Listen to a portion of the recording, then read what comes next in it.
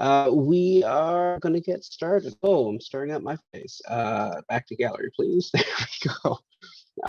So let's get started here. First and foremost, I'm Ross, or teacher, or whatever you want to call me. It's up to you as long as you can grab my attention. I don't really mind.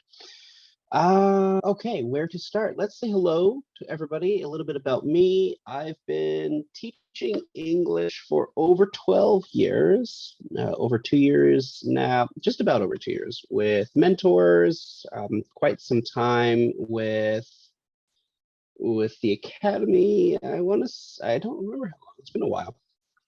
And English itself for a good solid 10 and a half years, and then a little bit more after that. For other subjects, I did my special double major in philosophy and psychology at York, which is just a fancy way of saying I know how to write a lot. And that's basically why I took that degree, because there is an obscene amount of writing.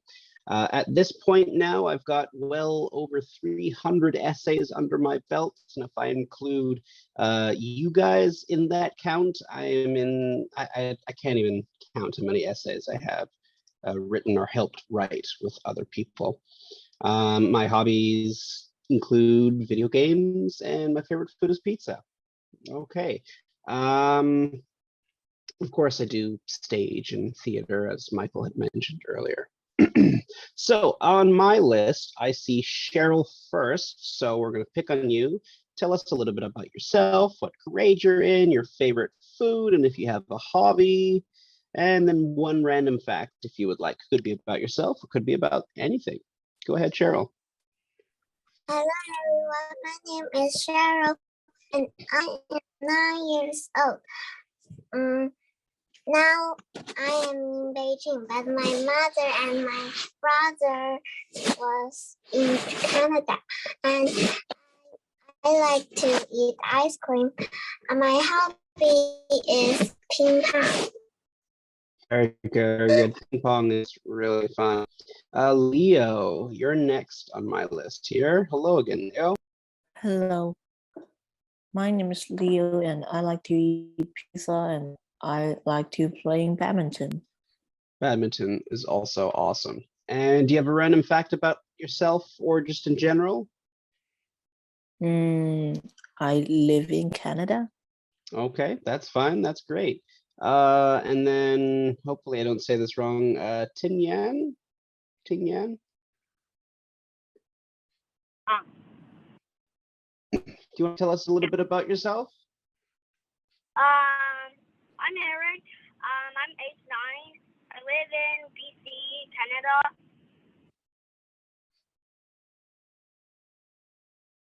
I like Pokemon, Mario, and Beyblade. Very good, very good. And how about your favorite food? It's okay if you don't have lasagna. Ooh, that's a good one. That is a good one. All right. I'm not quite sure how to say your name.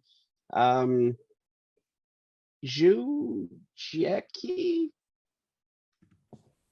Want to help me out? How do you say your name? Jackie Zhu. Okay, Jackie Zhu. Tell us a little bit about yourself. My name is Jackie. My last name is Zhu.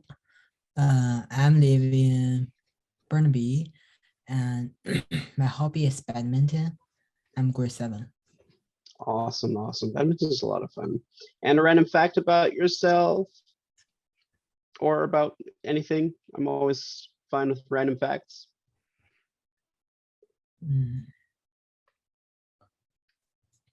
I like to eat beef. Okay, beef is good. Any particular form of beef? No? Oliver, let's go to you next. Tell us a bit about yourself, Oliver. My name is Oliver, and I am 9 years old. And your favorite food? My favorite food is pizza too. And how about a hobby? Do you have a hobby? I love to swimming and playing tennis and play badminton, basketball, football, violin, singing, and drum set. Awesome. That's a lot. Okay. And I'll use musical theory with you. Instrument? Yeah, I play a musical instrument too. Anybody else? No, I play a bunch of different horns, all sorts. And what grade are you in, Oliver? I'm in grade 3. Okay. But like in the summer holiday and next maybe 2 months later, I'll be grade 4. Okay. William, you're up next, sir.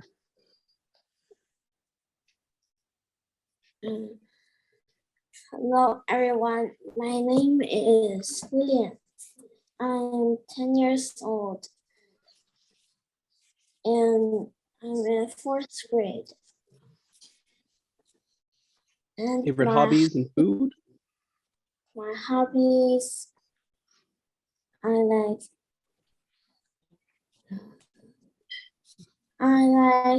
to play badminton and cycling. Ooh, very good. And I like to eat hamburger. Hamburgers are good. Okay, thank you, William. And a random fact about yourself or about the world?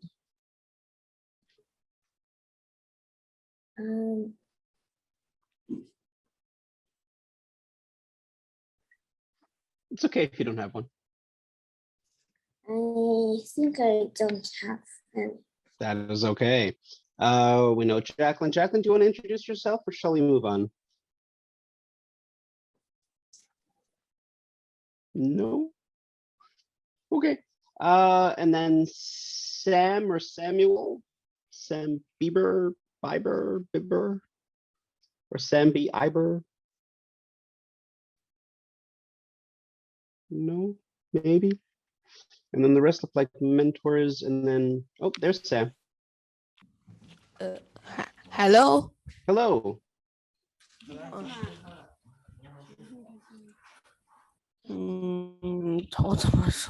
Welcome. So, did you want to introduce yourself to us?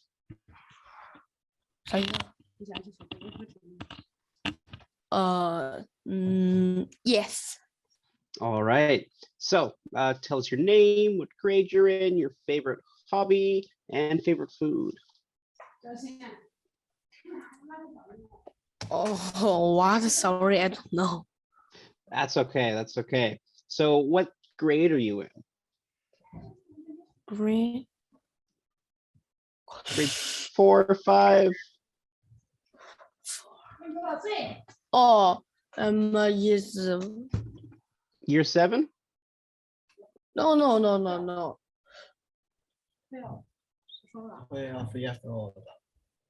12. You're 12 years old or you're in grade 12? Yes. Okay. And what's your favorite hobby? Oh, I'm very happy. So, do you like badminton, tennis? I don't know. Not sure. Okay. Okay.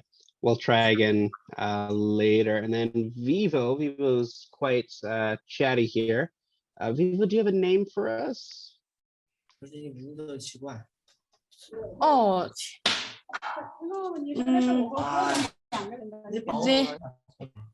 this is my old brother and me names. Miss name. Okay.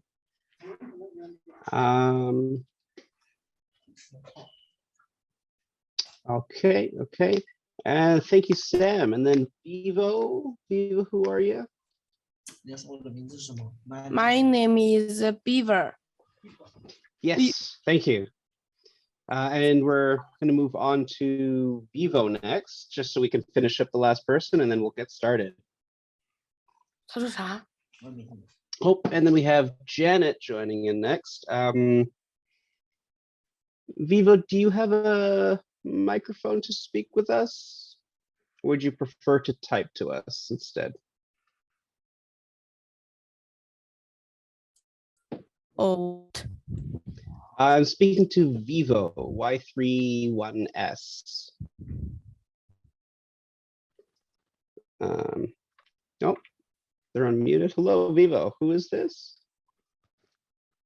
Guess we can't. Okay, I'll wait for you to type in there. And then, is it Janet or Jeanette?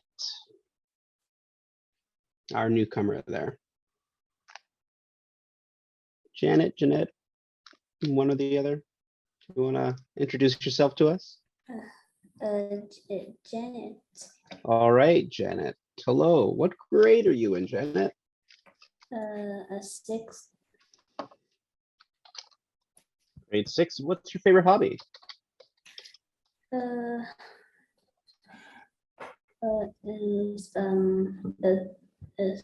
Swimming. Pardon, swimming? Yeah. Swimming's good. And favorite food? Food. Pizza. Pardon me? Pizza. Pizza. All right, everybody loves pizza. Pizza's good. Okay, so we've got introductions out of the way. Random fact for everybody. Let's think. So does anyone know what echo is when you shout and you hear your voice come back at you? Well, a duck, when they quack, their quack does not echo. They can shout all they want, but a duck's quack will not come back. Yes, Oliver. I know that if you shout in like 2 walls between, you stand in 2 walls and you shout, it will echo back and forth. Yes, because you've got a smaller space, so the sound waves get to bounce around a bit. Okay, so let us get started. So first things first, I would like a volunteer. Hopefully this is easy enough to read through, but I'd like to volunteer to read something I'm about to put up here. Okay, would someone like to volunteer to read this? I don't quite see all the hands. Let me expand this here. Anybody? Someone brave? Cheryl, go right ahead.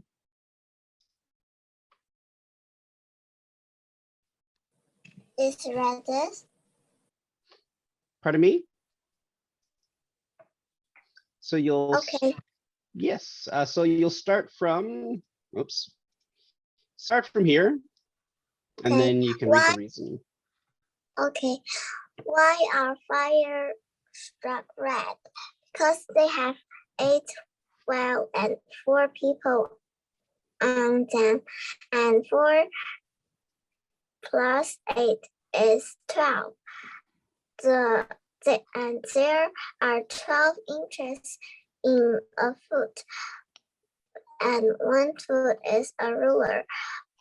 And Queen Elizabeth was a ruler, and Queen Elizabeth was also a ship, and the ship sailed the seas, and in the seas are fish, and fish have fins, and the fish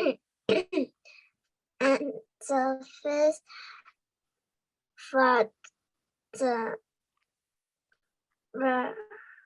I don't know. Russians. Russians, and the Russians are red, and fire trucks are always Russians around. Yes, okay, so did this answer the question, why are fire trucks red? No, this is complete nonsense, but Believe it or not, there is some logic here. We get the beginning of why fire trucks are red because they have 8 wheels and 4 people on them. Okay, that's not really a good reason, but and then 4 plus 8 is 12. I don't get really how that works, but then we end up, and there are 12 inches in a foot. Well, yeah, you're not wrong, but how is that answering the question? And then there are 12 inches, there are 12 inches a foot, and 1 foot is a ruler. How did we get there? And then suddenly Queen Elizabeth, each line does relate to the next line or the next phrase, but we don't answer the question at all. It's quite hilarious. And we see a lot of things going on here. We see some logical deduction, well, illogical deduction, I guess you could say. We see some play on words. So a ruler, well, that's, does anyone remember homophone, homograph, homonym? Anybody remember those terms from grade, well, usually you start in grade 4. Homographs, same spelling, different perhaps pronunciation or definition, or homonyms, same sound, but different spelling and different definition. Sorry, that's the homophone, same sound, but different spelling. And then homonyms could be a mix of both. But you've got a ruler, the thing that we use to measure, but then you've got a ruler as in the person that actually does the ruling. So Queen Elizabeth, for example, who we're talking about here. And then we talk about the ruler, Queen Elizabeth, to suddenly the ship. And then we go on and on and on. This is a very similar activity to what we will do at some point in time over the summer.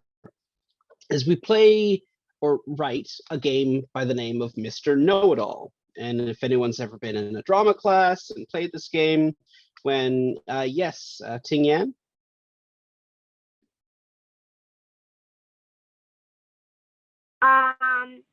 You could skip the ship and the cis part because Queen Elizabeth also fought the Russians. You're not wrong. That's very good.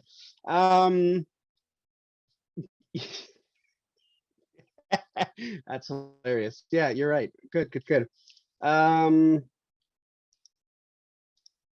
Okay, so that caught me off guard. You can certainly skip all of those, and we'll get there. So we'll play a game called Mr. Know-It-All, where I will have you take a question and answer it in a similar such way. But the points that you make should be connected. Whether or not they answer the question, that doesn't really matter.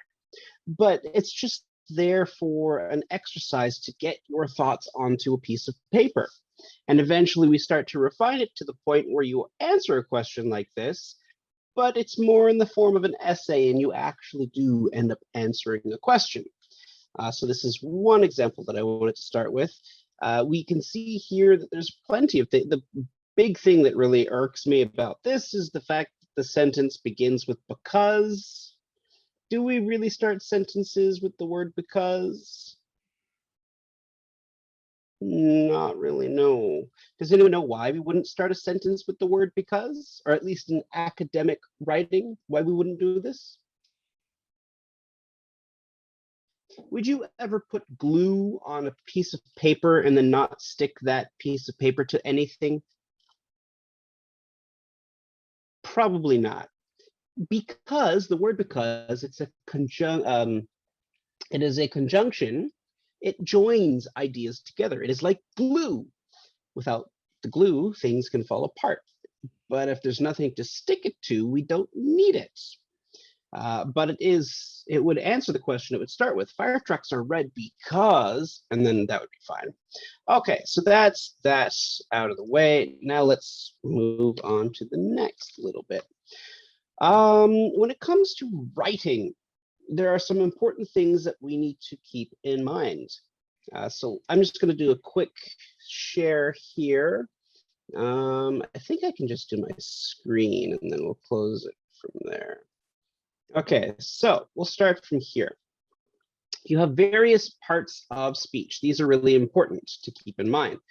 And if someone raises their hand right now, I can't see anything, so please let me know. Hopefully a pop-up shows up. But here, when I say what part of speech something is, these are the things I'm usually talking about. Nouns, pronouns, adjectives, adverbs, verbs, prepositions, conjunctions, interjections, contractions. I said contractions, I didn't really mean that one. What am I forgetting? I think that's all. That's all encompassing, really. But these are not just single words. Sometimes you can have a phrase, so a couple of words, or you can even have a clause, which is either an independent or dependent sentence. Usually a clause doesn't have end punctuation just yet. We'll talk about the little parts of speech. And I won't focus too much on that because it is a summer course, so we want to try and have a little bit more fun. But knowing your parts of speech, really important stuff, very helpful as well. Because if I am asking you, oh, are you using a word as an adjective, or are you using this word as a noun or a verb? So take, for example, the word innocent or innocence. Am I using it as a noun, as an adjective, or am I using it as something else? Am I using it almost like a pronoun, although it could be like a pronoun phrase, perhaps, or more like a noun phrase, I guess. Okay, so parts of speech, very important to keep in mind. Some of the times we will focus just on this. This is all part of grammar, and we'll take a look at that. We don't need this. So, and then we also talk about things like sentence structure or structure of summary writing, paragraph writing, and then essay writing. And of course, in that period, we also take a look at things like news articles, journals. We try and do narrative writing or personal narratives. Those are two different things, but at the same time, they're almost the same. We will discuss how they are the same and how they are different. Here we see the basic order of words in a sentence, how we sort of should follow through. We always need some kind of subject and a verb to make our bare, basic, tiniest sentence. The smallest possible complete sentence you could make is 2 words long, a noun and a verb. You have to have the thing, the person, place, or thing, the noun, that does or is something, and then the verb. So dogs bark. Well, that's a full and complete sentence, technically, because it's the subject being dogs. And what are we saying about dogs? They bark. Well, you've got your verb. Of course, if we say stars twinkle, yeah, sure, but does it really give us a rule about the stars? Not exactly. So there's a fine line, and usually you don't want to be writing 2-worded sentences by this point. Maybe in kindergarten, but after grade 1, not really. After you do your subjects and your verbs, you have to have some kind of objects, the what of the sentence. What are we performing the action on?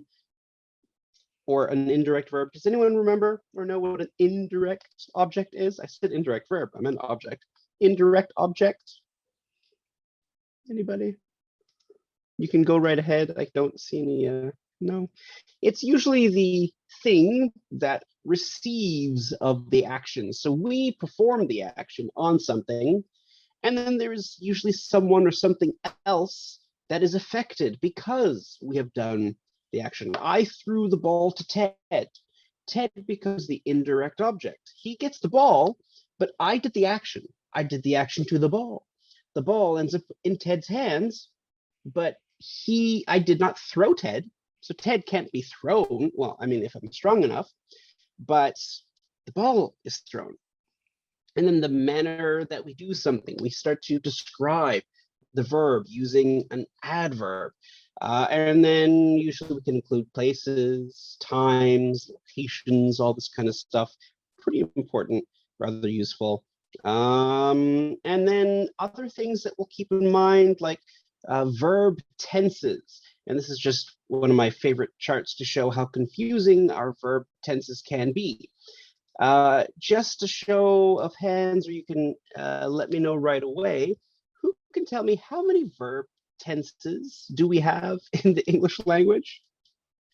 Too many is correct, but does anyone know a number? Go ahead and you can just put your hand up and let me know, or shout it out. Either one works. So we've got our basic past, present, and future. So that's 3. And then there are 4 sort of types that we break that down into, making a total of 12 tenses. Why do we need that? English is a little evil that way. We have your simple tense, and then your past, present, and future of that. You've got your continuous or progressive tense, and then the past, present, and future of those. And then you've got your perfect tense, indicating that something is done, and then your past, present, future of those. And then you've got a mix of continuous / progressive and perfect. So perfect, continuous, or progressive perfect. And I hopefully will not confuse you more than you need to be when we discuss our tenses. Okay, and then a couple more other things that we'll just quickly point out. And then we'll finish up some talking. I'll show you guys how we really structure our, or at least how we do class online. This is just a brief example of what an essay would look like, the number of paragraphs you would use, the type of focus that you would develop, or how you should start with your broadest point when you introduce a subject, and you should be narrowing things down before you get to the main meat, the body of your paragraph. I'll show you pictures of a hamburger just to really show you how we can think of sentence structure and paragraph structure and essay structure as food, because I really like food. So I think that's the easiest way to compare things. Of course, a lot of you play tennis and badminton, so I may see if there's a way that I can do that as well, because I really like to make sure that if you have something to compare, then it's easier to remember, it's easier to understand. Okay, so that we don't need to cover. And then we have various things. So we will do a lot of storytelling.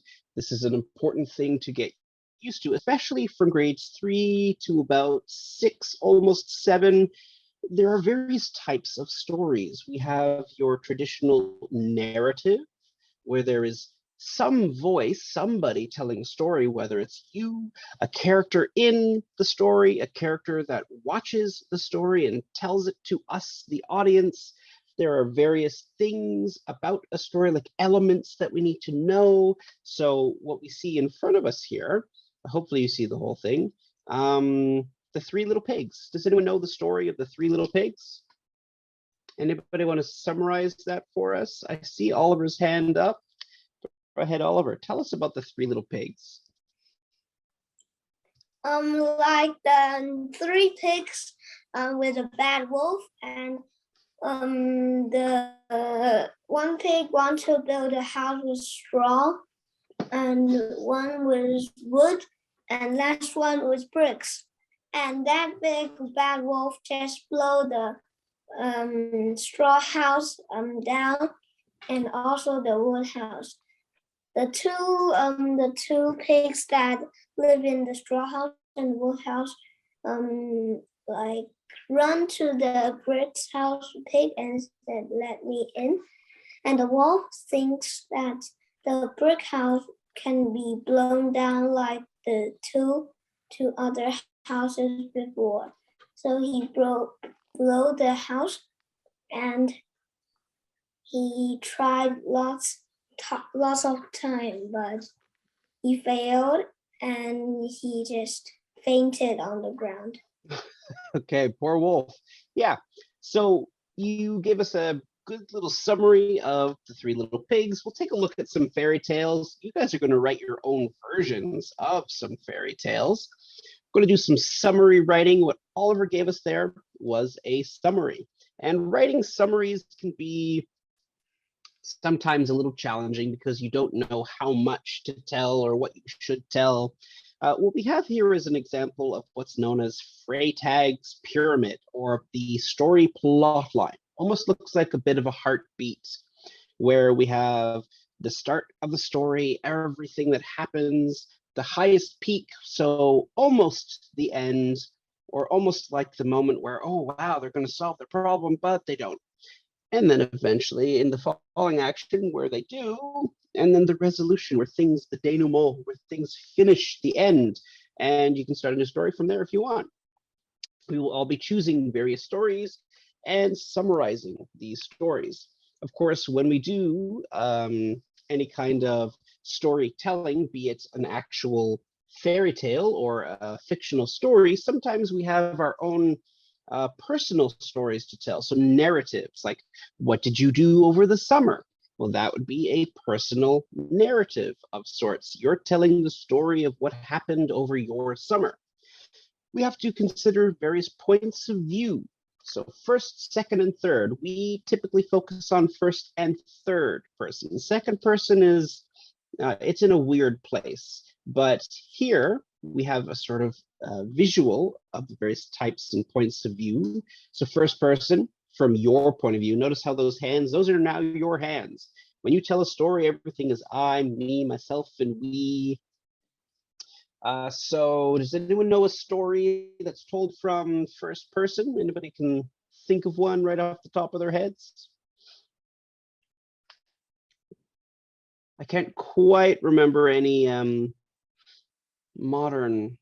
So what we have on the example here is Moby Dick, which is a story about a man that joins a fishing boat, or goes on a fishing boat to hunt down a giant, I believe it's a great white whale or something along those lines.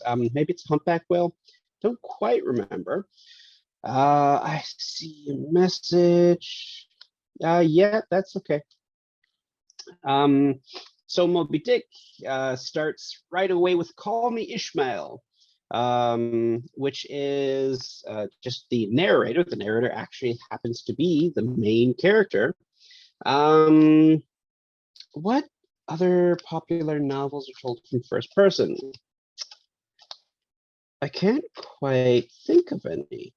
But third person, we get all over the place. So Harry Potter, Percy Jackson, The Hunger Games, Charlotte's Web comes to mind, The Adventures of Huckleberry Finn.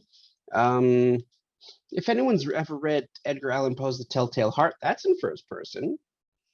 The Fall of the House of Usher, although that may be a little tough, depending on your grade level, but that's told in third. Well, no, that's told in a mix, but mostly first person. Third person, quite easy because there is a person in the background staring and watching. So our creepy little waiter there is from the third point of view. Your third person narrator doesn't always have to be in the story. They could just be a disembodied entity watching and telling us, the audience, the story. We'll talk about the various levels that happen when you do some writing and narrative, depending on the type of narrative. Okay, so that ends the pictures. Let's take a look at, excuse me, the student page. Okay, so let's please just let me share my screen. Buttons. That's the right button. Okay, there we go. So what we have here is just an example of the page that you guys will be using. Everybody gets their own page, and hopefully your devices will be able to support it. For those that use iPads, the only drawback is that your camera can't be on when you are typing on your document, but you can go back and forth. And the only other drawback of that is if your computer can't quite handle it, I have to keep giving you new documents just because these get quite long. I had one student, her document was about 100 pages long, but she was with me for 3 years. So we have to, I should probably grab an arrow for this. There we go. We have over here the outline or table of contents, which everybody, I will walk you through how to use this if you're not familiar with Google Docs. And on it, you will find your chalkboard, the place where you do all your work in, and the place where all homework is assigned and where you should complete it. And we'll show you some example activities as well down below. So what we have here in front of us, we see quite a large chart that just demonstrates or shows you all the various parts of English with some literary devices, various vocabulary, vocabulary study, so verb tenses, parts of speech. We focus on more of the blue area. We do a bit of punctuation, like I'll get you guys to practice a bit of that. That's usually close to the end because that's boring, and I'd rather the boring stuff be at the end and the fun stuff to start right away. I try to exclude as much boring stuff as I can, but everybody's got their various tastes. So chalkboard, that's where everything is going to be posted. If you need something, I do a lot of talking. A good part about that, or a good thing about that, is you get used to writing a few things down. You should always be writing things down when a teacher is speaking, or when you're in a tutoring session, or even if you just have thoughts that you're like, oh, that's a good idea. Write it down. If you don't write it down, you're going to forget. Even if your mind is a steel trap, we're going to forget. Always write stuff down. So, good writing. What is good writing? Does anybody want to tell me what is good writing? It's a tough question. What is good writing? Anybody want to try? I really prefer if you, even if like there is no really wrong answer. I hate using that word. But it's always good to try an answer, even if you end up making a mistake. Because it's better to have tried than not tried at all. So anybody want to sort of, what makes writing good, or what is good writing? Anyone? I don't know where to. No? So good writing is, first of all, mostly just someone's opinion on what makes it good, but there are some key features that we always need to consider and think about when we say that something is good writing. First and foremost, we have the basics that we have to consider. Do we use the correct parts of speech? Do I have nouns where I need them, pronouns where I need them? Am I using a verb, an adjective, an adverb? Am I making sure to include demonstrative pronouns or adjectives? Am I using the correct article? Am I using a definitive or indefinitive article? Have I left anything sort of dangling? So if you're trying to describe something, but you don't provide that object that you were describing, something is just sort of there, not really working for us. It's modifying nothing. It doesn't belong in the sentence. There are certain rules in writing that we should follow. English is one of those languages where there are exceptions to everything, which is just mean. It's, I think, easier to grow up learning English first and then trying to learn other languages, mostly because going from other languages to English could be a nightmare for some people, just because our rules are really silly. They're so silly. And I will repeat this quite a lot. English is a dumb language. It's not the best word, but English really is. It's made up of a bunch of stolen words that we took from various languages, and the rules, well, the rules keep changing, and there are rules for rules and rules for those rules. It's just silly, but don't worry about it. We'll make it simple as best we can. And then, of course, basic writing or basic good writing needs to follow some kind of structure. If you're writing a letter, there is an expectation of what should be on it and what we should see. If you were writing an essay, if you're writing a short essay, a long essay, if you're trying to argue or persuade, if you're trying to explain, convince, there's always some kind of expectation with how you do this. And then good writing also requires reading. Now, can anyone tell me why it is that reading is necessary for writing? Why is it necessary to read if we want to write well? Ting Yan, go ahead.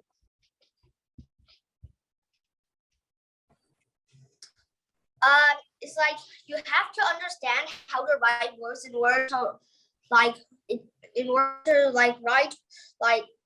books, and you also need to know how to write books in order how to do a format of writing before you actually get started on the real thing. Very good. So we have to see how others do it before we can. There are other things that we get from reading, not just how did someone else do it, but how can we do it? We read our own stuff too. That's part of proofreading, it's part of revision. Excuse me, these are very important things to do. And this is where the idea of getting homework done on time really helps. Because if you do your homework on time, I'm able to go in and mark it and give you good feedback. If your homework is late, then it's really difficult to actually give it back to you with full marks. And part of writing well is reading things with some kind of complexity. And when I say a complexity, the characters have to have certain realistic qualities to them, even if it's fictional, even if the story or the narrative or the essay is completely false, there has to be something that we can look at. There has to be some element of life to be found in the story. Well, let's, there we go, okay.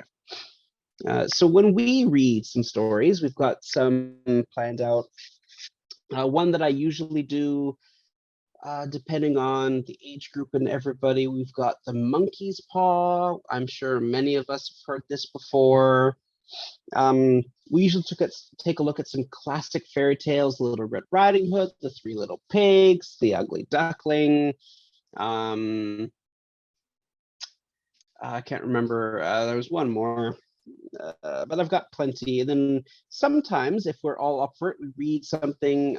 If anyone knows who the book Willy Wonka and the Chocolate Factory or Charlie and the Glass Elevator, the author, Roald Dahl, who also wrote James and the Giant Peach, he wrote a story called Lamb to the Slaughter, which is a really complex story, very simple, very cool, and has one of my most favorite endings of all time.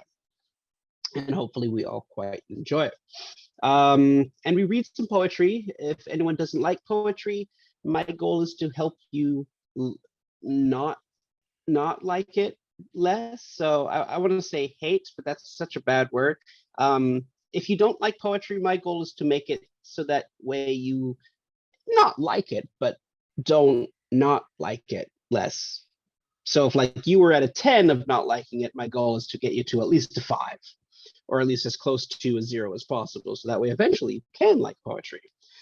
But there are plenty of literary devices that we focus on, especially in story writing, complex stories, things with real depth, or we try and create depth that isn't there.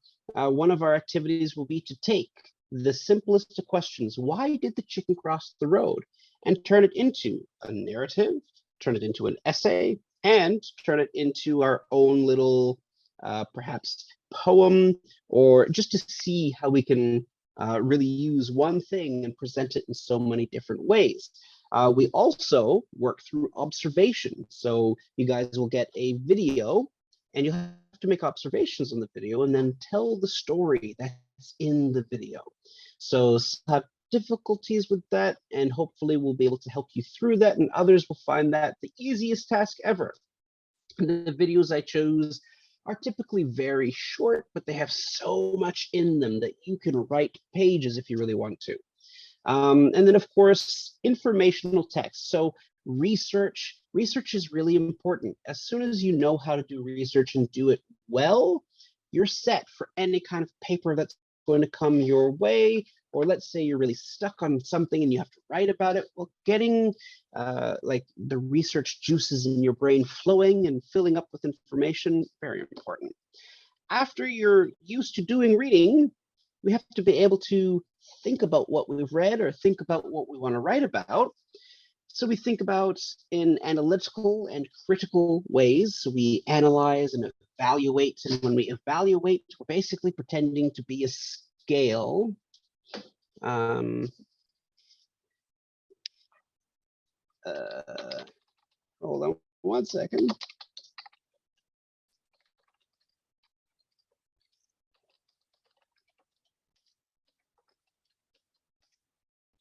Okay, so I'm just going to try and finish up the talking of what I need to say, and then I'm going to get everybody to do a little bit of writing.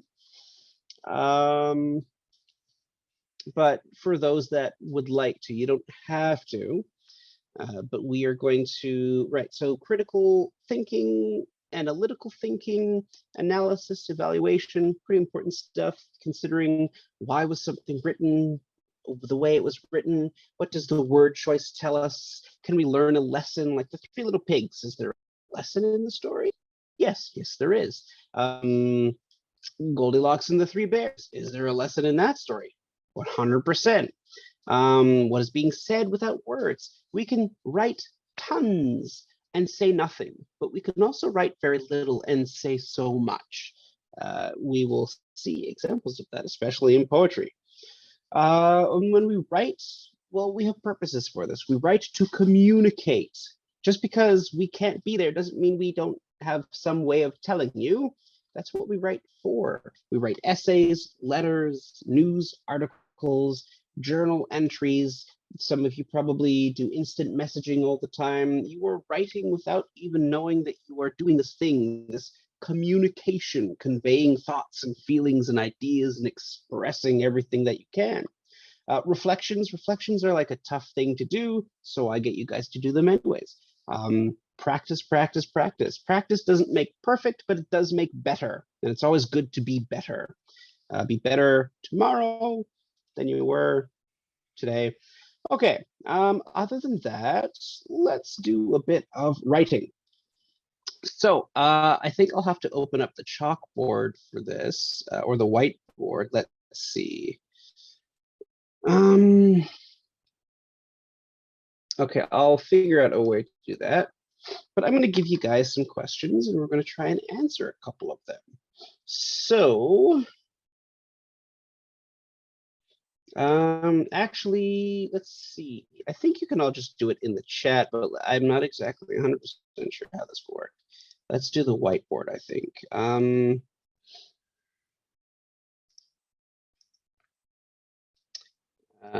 Can I open? There we go. So hopefully everyone is allowed to write on this.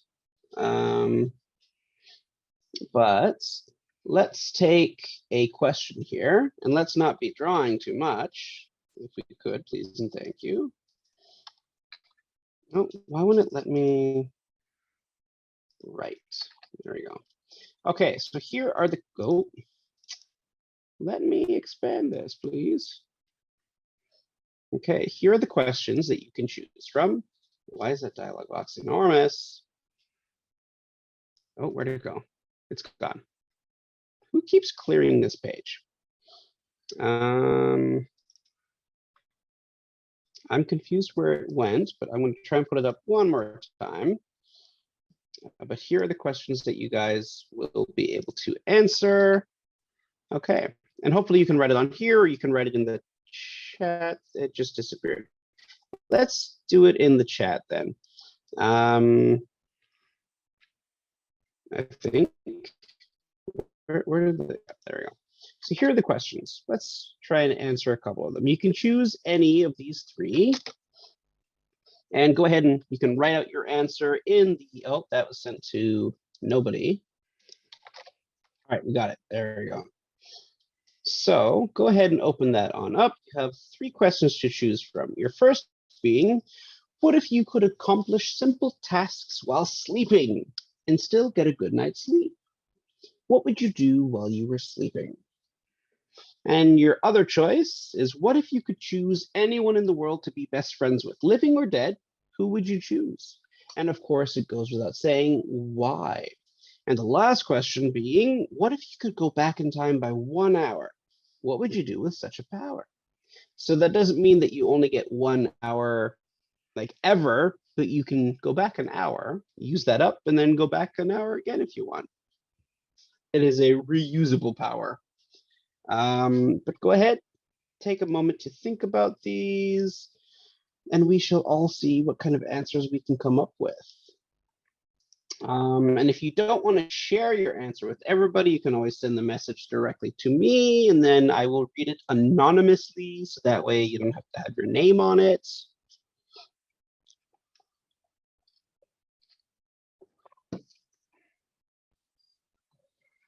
Let's try answering one of these three. So as you're all typing away, for those of you that did EQAO this year, EQAO is super simple now that it's online. One big rule to keep in mind when answering a question of any of these sorts is making sure to provide the subject about what you're writing. So we wouldn't simply just start our answer with because, or I would do this.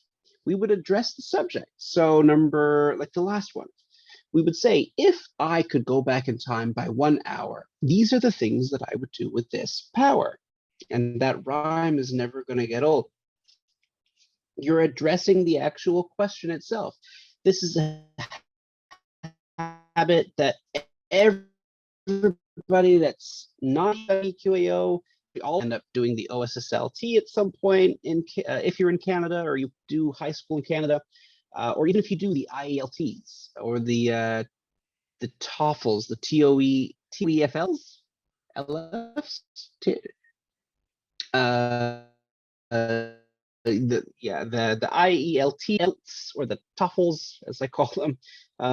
You always have to be able to take a question and respond to that question by using the same language that that question gives you. You mirror it and then respond to it. We don't repeat the question. We wouldn't say the question out loud and then start answering it. We provide the question within our answer. So if I could choose anyone in the world, living or dead, to become best friends with, I would be friends with, and then my answer would continue from there. Don't forget to support your answer. You want to explain why you believe this to be true, or why you hold this opinion, this thought. I'll give everyone about another 3 minutes, we'll say, to finish up their answers if we're all typing. I hope we are. And then we'll go on from there. And then we can call it a night. And then hopefully when we start up, we will all be quite ready and a little excited to do some fun stuff. Our first activity will be similar to that Why Are Fire Trucks Red? And of course, there's a bit of reading that will come up. Now we do a bit of vocabulary, but I don't focus so much on spelling. I care far more that you can tell me what a word means, all of its definitions, because that's more important. If you know how to spell a word, but can't tell me what the word means or how to use it, why know how to spell it? It's like owning a hammer and not knowing what that hammer does. You can use it, probably not, but if you can use it and you can't even tell me what it is, that's fine. You know how the hammer works, you know what the hammer is doing. Same with words. If your spelling is off, okay, that's fine. But if you are using a word in such a strange way, what's the point in spelling it well? So we take a look at various words, how they have different connotations and denotations. Your denotation being that dictionary definition. What does the word mean according to a book? But then the connotations, what does this mean outside of the literal definition? For example, let me think, what's a good one? A soldier, literally, the definition tells us that somebody is part of a military organization. But you can be a soldier and never be part of the military. In fact, you can be a soldier with having nothing to do with any of these activities. Let's say you had several hours worth of homework. And then after you finish these several hours worth of homework, your friend needed help doing their homework.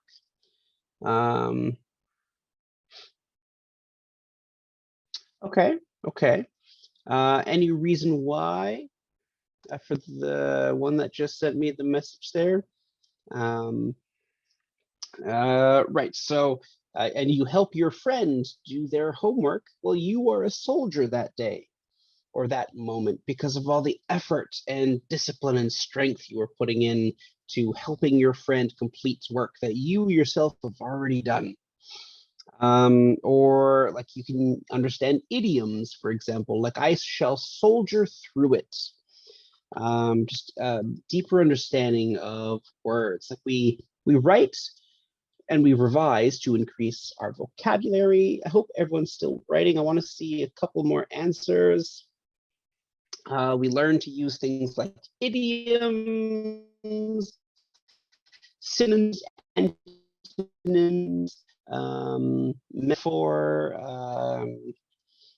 dissonance, assonance, cacophony, hyperbole, all these various literary devices, rhythm, rhyme, meter. We write to help ourselves figure out how we can express a primary idea, the main idea of a piece of writing, and then we have to explore and explain this main idea. We support it with various points of explanation, detail, reasoning. So providing a reason is going to be different than providing reasoning. And we'll take a look at how that sort of works. The answer we looked at with fire trucks, it doesn't really give us an explanation or a reason, but it does have a lot of reasoning going on. We try and look at a variety of texts, focus a bit on basic rules, so run-on sentences, fragments, clauses. We also try and make sure that we know the difference and can use words like can, may, and must correctly, homophones, homonyms, homographs, really understanding how to use a dictionary because Google is not a dictionary. And when I give vocabulary work, if anybody comes back to me with Google definitions, I give words to everybody. So if you use Google instead of using a dictionary, everybody suffers for it. We write opinions, try and persuade. We do a little bit of research to convey an idea. We do various things that are essentially like having conversations. We describe, and providing description comes in various forms, whether it's in a set of instructions or if it's in telling us like what a monster may look like or a character, how something feels, what people think. We try and summarize and paraphrase. We develop questions that we then go and try and answer. And hopefully we learn to do some note taking. Okay, so I'll give one more minute before we take a look at some of these answers. And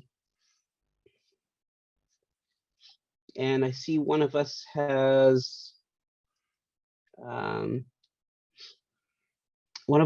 answered all three. Very cool. Is anybody else typing in an answer? I'll give you until the end of this last minute, and then I'll read aloud. If you've sent your answer to me directly, I won't say your name unless you want me to. But if you sent it to me directly, I will just read your answer. So don't worry so much if you're a little shy of performing. Couple more seconds. Hopefully we get a couple more answers.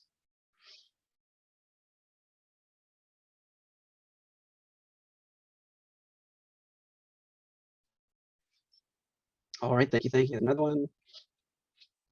Okay, Jackie.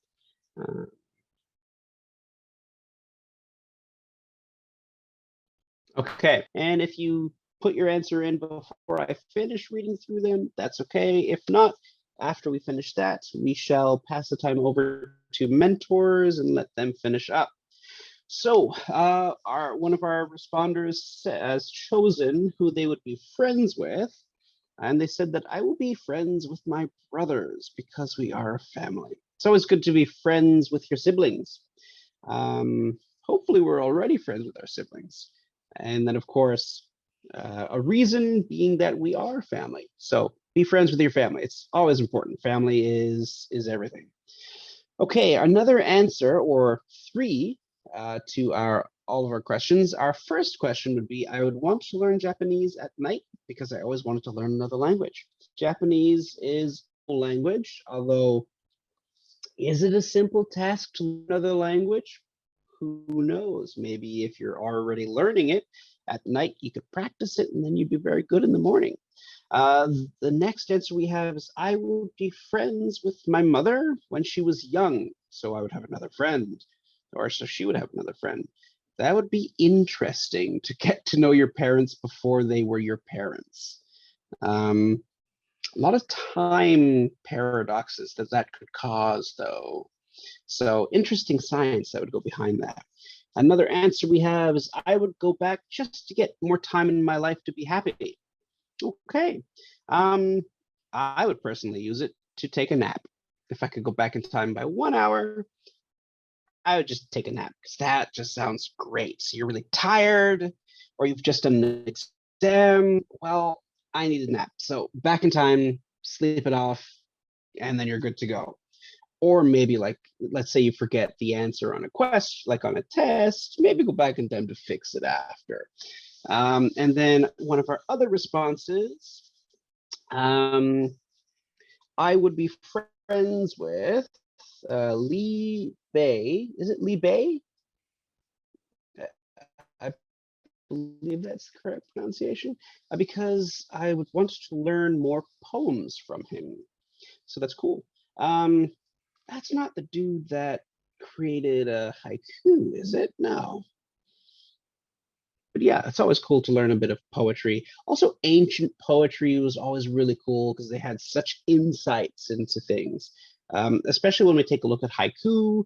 I really like haiku. There's another version of it that, so haiku is Japanese, but then there's a version of it that originates from China that's very similar to the Italian sonnet, but it has a different sort of scheme and pattern to it. So it's really cool. And then as we get to know each other, I get to figure out what kind of materials would fit for everybody. And then the last thing that I would say right now is, homework is important to do. It really helps me. Yes, I will wrap up just now. So it really helps me help you. If your homework's not done, well, that means some activities that we would do in the future you wouldn't be able to do because you haven't done the first set. I've got a few classes right now, and I've had to skip at least 8 different activities in total because they didn't do their homework. Without the homework, you don't have more stuff to do. It's like, help yourself. Otherwise, it's sad.